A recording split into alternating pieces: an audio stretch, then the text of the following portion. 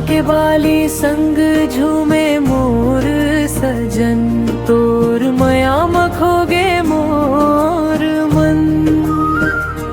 सोन जैसन हसी चंदा जैसन रूप, तोर बिना लागे सुनसान हर धूप। हरियर हरियर खेत महावा गुनगुनाए, तोर मीठा बोली मोर मन लाभाए। महुआ के छाम बैठे रहिबो,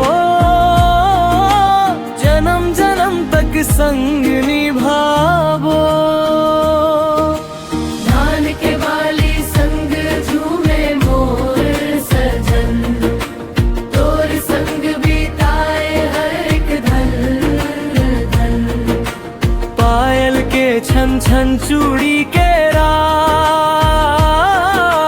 तोर मया माँ बस गए मोर भाग। धान के बाली संग झूमे मोर सजन, तोर संग बिताए हर एक पल धन।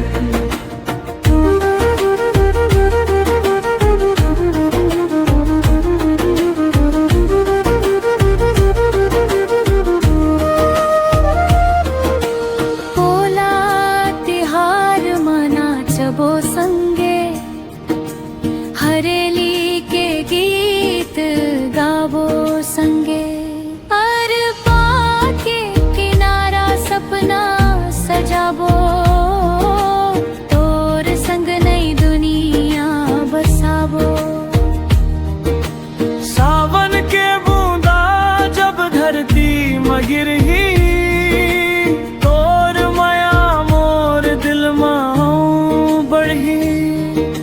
सुख दुख मनई छोड़ हूँ तोर हाथ, तेज हवस मोर जिंदगी के सोगा। धान के बाली संग झूमे मोर सजन, तोर मया बन गे मोर जीवन। चंदा तारा घलो दे वो हमेशा यही हवे ख्वाहिश। धान के बाल